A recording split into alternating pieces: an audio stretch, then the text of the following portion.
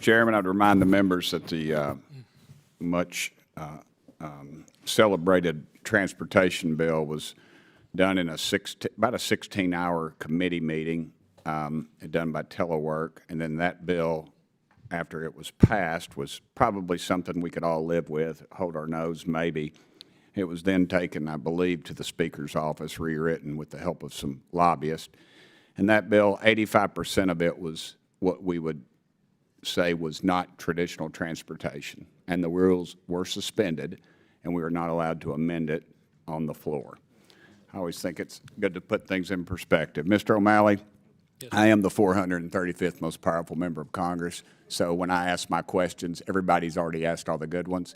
So I would expect you to either act disgusted or puzzled at every one of my questions, all right? And be mad at me like you would at somebody way back, if that's possible.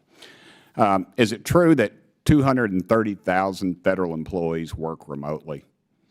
I don't know about that, but I know at Social Security we have one of the smaller percentages, only 1% work remote. As a result of this, I feel that many federal buildings are left vacant and work output is negatively impacted. Would you say that's fair to the American taxpayer? I know that in our instance, we drove up productivity by a record amount, and we also required more people to show up for more days of on-site. I'd like to see that at some point. If somebody, I really would like to see that in writing somewhere. Would you say it's accurate that you all tried to Trump-proof the Social Security Administration before leaving it to join the Democrat National Committee? Well, I haven't joined the committee yet. But we did everything that we could to improve customer service during my time there. And I ordered more people back on site in February, and we did incorporate that as my time there was expiring, coming to an end. We were able to get an agreement from the one union that didn't have it in their contract. And how many term unions of that contract actually was something negotiated before my time. How many different unions do you deal with? I know our post office, I think, deals with maybe 7 or 8. We have 3. 3, okay. Yes. Let me ask you this. It's been asked, but I need to know. Why did you sign an agreement with the Federal Workers Union that locks in telework through 2029 for SSA employees? 2 reasons. To improve customer service and to continue its improvement, even with the stunning reduction of staff. We are been reduced by congressional cuts to a 50-year low in staffing, even as our beneficiaries continue to rise. The second reason was the union agreed to give up certain grievances that stretched over a 7 to 9 year period of time that had the agency in jeopardy. And that was something we were trying to get before. So it did not go backwards on the increased on-site presence that I implemented there.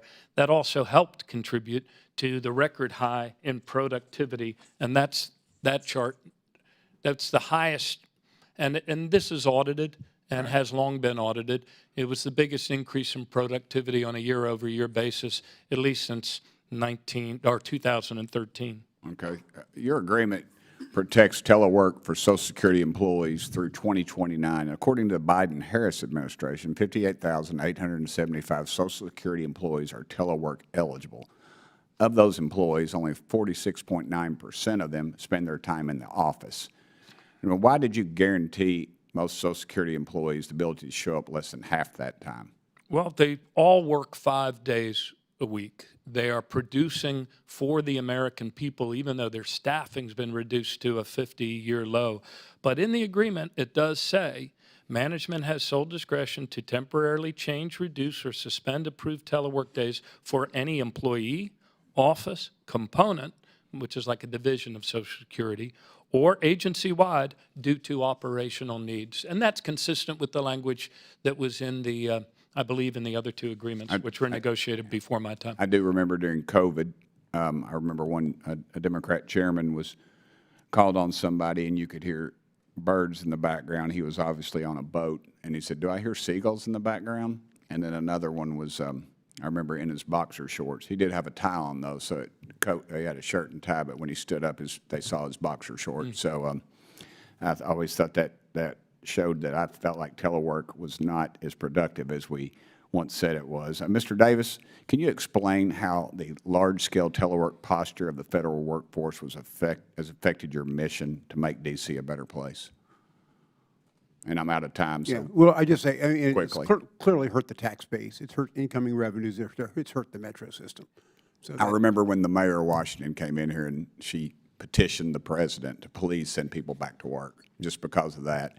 And I will say, I say we handle more constituent service, or we have the best constituent service in the country. I would stack my folks against anybody. And just when you're dealing with the IRS or any of these other agencies, Social Security, it just takes too dadgum long. You know, we're waiting 6 months to get responses from the IRS. We're waiting. Social Security is just continuation of continuation of continuation, and it's not working. Thank you, Mr. Chairman.